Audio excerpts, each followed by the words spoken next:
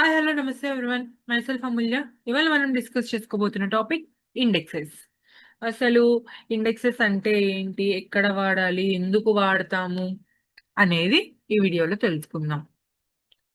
So indexes అనే పదం మీరు ఆల్రెడీ ఎక్కడైనా విన్నారా?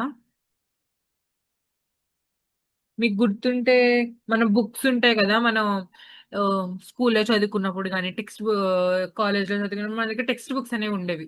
ఇప్పుడు లేవులేండి, అందరూ ల్యాప్టాప్లోనే నేర్చుకుంటున్నారు. సో మనకి టెక్స్ట్ బుక్స్ ఉండేవి కదా. ఇప్పుడు నాకు సడన్ గా ఎగ్జామ్ ఉంది. నా దగ్గర ఫోన్ ఇదేమీ లేదు, నా దగ్గర బుక్ ఉంది. నాకు సడన్ గా ఒక టాపిక్ కావాలి. ఆ టాపిక్ నాకు ఆ బుక్ లో నేను వెతకాలి. నేను ఎలా వెతకాలి? నాకు టైం లేదు. నాకు ఏది ఫాస్టర్ గా అయిపోతుంది? నేను నా బుక్ తీసుకొని ప్రతి పేజ్ లో సపరేట్ గా నాకు ఇప్పుడు ఒక టాపిక్, ఒక స్పెసిఫిక్ టాపికే కావాలి. ఆ టాపిక్ ఆ బుక్ లో నాకు ఎక్కడుందో తెలియదు అనుకోండి, నేను ప్రతి పేజ్ ఎతుక్కుంటూ ఉండాలి కదా. నాకు అంత టైం ఉందా ఎగ్జామ్ కి? లేదు. సో అప్పుడు ఏం చేస్తాం? మీకు ఈ ఇండెక్స్ అనే పేజ్ ఒకటి ఉండేది కదా స్టార్టింగ్ లో. ఏ ఏ పేజ్ లో ఏ టాపిక్ ఉంది అనేది మనకు ఆ ఇండెక్స్ పేజ్ లో ఉండిద్ది కదా. సో డైరెక్ట్ గా అక్కడ చెక్ చేసుకొని మనం డైరెక్ట్ గా ఆ పేజ్కి వెళ్ళి ఆ టాపిక్ అనేది సెర్చ్ చేస్తాం కదా. సో సిమిలర్లీ మనం డేటాబేసెస్ లో కూడా చాలా బల్క్ ఆఫ్ డేటా ఉండిద్ది కదా. మనకి డేటాబేస్ లో చాలా డేటా టేబుల్స్ ఉంటాయి. ఆ టేబుల్స్ లో చాలా డేటా ఉండేది. ఒక టేబుల్ చూసుకున్నా అందులో చాలా డేటా ఉంటుంది. నీకు ఒక పర్టికులర్ డేటాని నువ్వు ఫిల్టర్ చేయాలనుకుంటున్నావు అనుకో, ఎలాగా? అంటే నువ్వు నార్మల్ గా ఫిల్టరింగ్ ఇచ్చేస్తే అది ఒక ఇండెక్స్ కాలం కాకుండా ఒక నువ్వు నార్మల్ గా డేటాని ఫిల్టర్ చేయాలి అనుకుంటే చాలా టైం పట్టిద్ది. అదే ఒక పర్టికులర్ కాలం మీద నువ్వు ఒక ఇండెక్స్ క్రియేట్ చేసావనుకో, డైరెక్ట్ గా దాంట్లో నుంచి సెర్చ్ చేస్తాం. సో ఇప్పుడు నేను ఎలాగైతే ఒక మనకి బుక్ లో ఇండెక్స్ పేజ్ ఉంటే ఒక డైరెక్ట్ గా ఆ యొక్క పాతరల్స్ ఆ నెంబర్ ఆ పేజ్ నెంబర్ చూస్తే నేను డైరెక్ట్ గా పేజ్కి వెళ్ళి నేను సెర్చ్ చేస్తాను. అలాగే ఒక డైరెక్ట్ గా నాన్ ఇండెక్స్డ్ కాలమ్ లో నువ్వు సెలెక్ట్ క్వైరీ రన్ చేసినప్పుడు టోటల్ టేబుల్ అనేది నీకు ఫుల్ టేబుల్ అనేది స్కాన్ చేసి అది సెర్చ్ చేయాలి. అదే ఇండెక్సెస్ క్రియేట్ చేసావనుకో, ఇండెక్స్ టేబుల్ అనేది ఒక సపరేట్ గా క్రియేట్ అయ్యుండి ఆర్ఎల్స్ సార్టింగ్ అయ్యుండి కానీ వాట్ ఎవర్ ఆ ఇండెక్స్ టేబుల్ నుంచి నీకు డైరెక్ట్ గా సెర్చ్ చేసిద్ది. అంటే ఇప్పుడు నాకు సెలెక్ట్ స్టార్ ఫ్రమ్ ఒక టేబుల్ ఉంది. ఆ టేబుల్‌లో కిఫ్ అనే ఒక కాలమ్ ఉంది. ఆ కిఫ్ కాలమ్‌కి నాకు ఒక సంథింగ్ ఒక వాల్యూ అనేది ఉంది. సో ఇప్పుడు నేను ఇది ఇచ్చాననుకో, ఇది ఈ కిఫ్ అనేది అంటే ఇప్పుడు మనకి కిఫ్ అంటే ఏంటి అంటే ఇప్పుడు మనకి బ్యాంక్ అకౌంట్ ఉండేది. మనకి బ్యాంక్ ఒక కస్టమర్ ఐడి ఉండేది కదా, ఒక స్పెసిఫిక్ నెంబర్. సో కిఫ్ అంటారు. ఆ! సో అలా ఈ కిఫ్ అనేది ఒక నెంబర్ ఉంది. నాకు టేబుల్‌లో డేటా మొత్తం నుంచి సెర్చ్ చేయాలి అంటే ఎంత టైం పట్టిద్ది? చిన్న చిన్న టేబుల్స్ కాదు. ఇప్పుడు బ్యాంకింగ్ ఉన్నాయి. లేకపోతే మనకి అమెజాన్, ఫ్లిప్‌కార్ట్ ఇలా వీటిల్లో ఉన్నాయి గదా. ఒక మిలియన్స్ 10 మిలియన్స్ అన్ని రికార్డ్స్ ఉంటాయి. దాని నుంచి ఒక ఇండెక్స్డ్ కాలమ్ కాకుండా మొత్తం టేబుల్ నుంచి సెర్చ్ చేయాలంటే చాలా టైం పట్టిద్ది గదా. సో మనకి సెర్చ్ ఆ టైమింగ్‌ని బట్టి కూడా కాస్టింగ్ అనేది ఉండిద్ది. పెర్ఫార్మన్స్‌ని బట్టి. సో, అంత టైం కాకుండా నేనొక ఇండెక్స్ అనేది క్రియేట్ చేస్తాను ఒక కాలమ్ మీద. అలా ఇండెక్స్ క్రియేట్ చేసినప్పుడు డైరెక్ట్‌గా ఆ ఇండెక్స్ క్రియేట్ చేసినప్పుడు ఏమైద్దంటే ఒక ఇండెక్స్ టేబుల్ గాని, ఒక ఇండెక్స్ స్ట్రక్చర్ అనేది ఉండిద్ది. దాని నుంచి మన వాల్యూ ఎక్కడుంది అనేది ఫెచ్ చేసిద్ది. ఓవరాల్ టేబుల్ నుంచి ఫెచ్ చేస్తే ఈజీనా? ఇలా ఒక ఇండెక్స్ టేబుల్ నుంచి ఒక పర్టిక్యులర్ కాలమ్ నుంచి ఇలా ఫెచ్ చేస్తే ఈజీనా? సెకండ్‌దే కదా! సో, అలా మనకి ఫాస్టర్‌గా అవ్వడానికి అంటే సెలెక్ట్ గాని ఫాస్టర్ సెర్చెస్ అవ్వాలన్నా, లేకపోతే డేటా రిట్రైవ్ చేసేటప్పుడు ఫాస్టర్‌గా డేటా రిట్రీవ్ చేయాలన్నా, ఆర్ ఎల్స్ జాయిన్ చేసేటప్పుడు గూడా మనం 2 టేబుల్స్ అనేవి జాయిన్ చేస్తాం గదా. జాయిన్ చేసేటప్పుడు ఆ టేబుల్‌లో, ఈ కాలమ్‌లో ఈ వాల్యూ ఎక్కడుంది అనేది అది సెర్చ్ చేసుకోవాలి. అదే మనం ఇలా ఒక ఇండెక్సెస్ క్రియేట్ చేసుకున్నామనుకోండి, డైరెక్ట్‌గా ఆ రికార్డ్‌కి డైరెక్ట్‌గా వెళ్ళిపోయిద్ది. వెళ్ళిపోయి జాయిన్ అనేది అయిపోయిద్ది. సో, జాయిన్స్ చేయాలన్నా ఫాస్టర్‌గా జాయిన్స్ చేయొచ్చు. ఇది ఒక్కటే కదా అంటే ఇంకా చాలా ఉంటాయి. నేను ఇక్కడ చెప్తుంది జస్ట్ ఒక ఫ్యూ అడ్వాంటేజెస్ వరకు చెప్తున్నాను. ఫాస్ట్ సెర్చెస్ కానీ రిట్రవల్ చేయాలన్నా, జాయిన్స్ చేయాలన్నా, సార్టింగ్ చేయాలన్నా, సో ఇవేవి చేయాలన్నా ఇలా ఇండెక్సెస్ ఉన్నప్పుడు మనకి ఇంకా ఫాస్టర్‌గా అయిపోయిద్ది.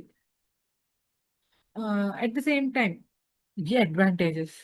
ఒక కాన్సెప్ట్‌కి అడ్వాంటేజెస్ ఉంటే డిసడ్వాంటేజెస్ కూడా ఉంటాయి కదా! ఎలాగైతే ఇప్పుడు ఒక మనిషిలో మంచి, చెడు 2 ఉంటాయో, ఏ కాన్సెప్ట్‌కైనా అడ్వాంటేజెస్ ఉంటాయి, డిసడ్వాంటేజెస్ ఉంటాయి. సో ఇది అడ్వాంటేజెస్ అయితే. డిసడ్వాంటేజెస్ ఏంటి? నేను ఇందాక చెప్పినట్టు ఈ డేటా అనేది స్టోర్ చేస్తున్నాం. మనం ఇండెక్స్ క్రియేట్ చేసినప్పుడు ఒక సెపరేట్ ఇండెక్స్ టేబుల్ గాని, ఇండెక్స్ స్ట్రక్చర్ అనేది ఫార్మ్ అయ్యిద్ది. సో, దానికి మళ్ళీ ఎక్స్‌ట్రా స్పేస్ అనేది స్టోర్ చేసుకునిద్ది గదా! ఇప్పుడు ఒక ఇండెక్స్ టేబుల్ క్రియేట్ అయిందంటే అది మన డిస్క్‌లోనే ఇంకొంచెం ఎక్స్‌ట్రా స్పేస్ అనేది కన్జ్యూమ్ చేస్తుంది. సో, స్టోరేజ్ అనేది ఒక ఇష్యూ. సో దట్ అంటే ఇప్పుడు 1, 2 ఉంటే డిఫరెంట్. ఇప్పుడు నేను ఒక టేబుల్‌లో ఒక ఇండెక్స్, 2 ఇండెక్స్ క్రియేట్ చేస్తున్నానంటే ఓకే. బట్ నాకు ప్రతి కాలమ్ మీద ఇప్పుడు నాకు 10 కాలమ్‌లు, 20 కాలమ్‌లు ఉన్నాయనుకోండి. ప్రతి కాలమ్ మీద నేను ఇండెక్స్ క్రియేట్ చేస్తే ఎట్లాగా? అది ప్రతీదీ ఒక 20 ఇండెక్స్ టేబుల్స్ అనేది అది క్రియేట్ చేసుకునిద్ది. ఎంత స్టోరేజ్ వేస్ట్. సో అలా ఒక 1 ఆర్ 2 ఇండెక్సెస్ క్రియేట్ చేస్తున్నాము అంటే అప్పుడు ఇలా ఫాస్టర్ సెర్చెస్‌కి ఇది హెల్ప్‌ఫుల్‌గా ఉండిద్ది. సో, ఈ ఇండెక్సెస్‌లో అడ్వాంటేజెస్ చెప్పుకున్నాం. డిసడ్వాంటేజెస్ చెప్పుకున్నాం గదా! సో, నేను చెప్పా అసలు ఈ ఇండెక్స్‌లు ఎందుకు వాడాలి? ఎందుకు వాడతాము అని. మనకి ఇప్పుడు నేనిప్పుడు ఇది చెప్పే ఈ డేటా అంటే ఒక 10 రికార్డ్‌లో, 20 రికార్డ్‌లో ఉంటాయి. బట్ రియల్ టైమ్‌లో అన్నుంటాయా? అన్నే ఉంటాయా? 10 ఉంటాయా? లక్షలు, కోట్లలో రికార్డ్స్ ఉంటాయి. బ్యాంకింగ్ సెక్టార్ తీసుకుంటే ఒక మనిషే రోజుకి ఒక 10 యూపీఐ ట్రాన్సాక్షన్స్ చేస్తున్నారు. అలాంటిది ఎంత కస్టమర్స్ ఉంటారు? ఎన్ని ట్రాన్సాక్షన్స్ ఉన్నాయి? ఎంత డేటా స్టోర్ అయ్యుండిద్ది వాళ్ళకి? దాని నుంచి జస్ట్ నాకొకటి కాలమ్ కావాలి అంటే అంత మాన్యుయల్‌గా ఫుల్ టేబుల్ స్కాన్ చేస్తే ఎంత స్లో అయిద్ది పెర్ఫార్మన్స్ ఎంత టైం పట్టిద్ది కదా! సో, అదే ఒక ఇండెక్స్ క్రియేట్ చేసుకుంటే చాలా ఫాస్ట్‌గా కంపేర్ టు ఫుల్ టేబుల్ కన్నా ఇలా ఇండెక్సెస్ క్రియేట్ చేసుకుంటే మన సెర్చింగ్ అనేది ఫాస్ట్ అయ్యిద్ది. సో, ఇలా ఇండెక్సెస్ దీంట్లో నేను స్ట్రక్చర్ అంటున్నాను గదా! సో, అలాగే ఇండెక్సెస్‌లో టైప్స్ కూడా ఉంటాయి. ఇండెక్స్ టైప్స్ ఉంటాయి. ఇండెక్స్ స్ట్రక్చర్స్ ఉంటాయి. 2 డిఫరెంట్ కాన్సెప్ట్స్ ఉంటాయి. సో, ఇండెక్స్ టైప్స్ చెప్పాలి అంటే క్లస్టర్డ్, నాన్ క్లస్టర్డ్. ఇవి index types. Clustered. So, clustered, non clustered. అదే ఇండెక్స్ స్ట్రక్చర్స్ కావాలి నాకు.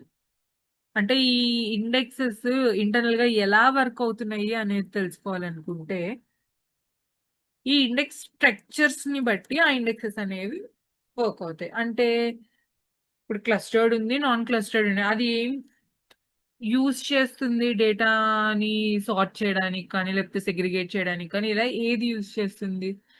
సో, ఇలా డిఫరెంట్ ఇండెక్స్ స్ట్రక్చర్స్ అనేది యూజ్ చేసిద్ది. అలా ఉన్న డిఫరెంట్ ఇండెక్స్ స్ట్రక్చర్స్‌లో కొన్నేంటంటే బీ ట్రీ, బ్యాలెన్స్ ట్రీ అనేది ఒక ఇండెక్స్ స్ట్రక్చర్. హాష్ ఇండెక్స్ అనేది ఒక ఇండెక్స్ స్ట్రక్చర్.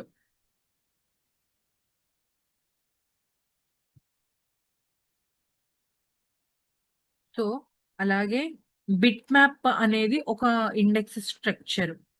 ఒక్కొక్కటి ఏం చేసిద్దో గూడా చెప్పుకుందాము. సో, బిట్‌మ్యాప్ ఇండెక్స్ అనేది ఒక ఇండెక్స్ స్ట్రక్చర్. అలాగే ఆర్ ట్రీ అనేది ఒక ఇండెక్స్ స్ట్రక్చర్.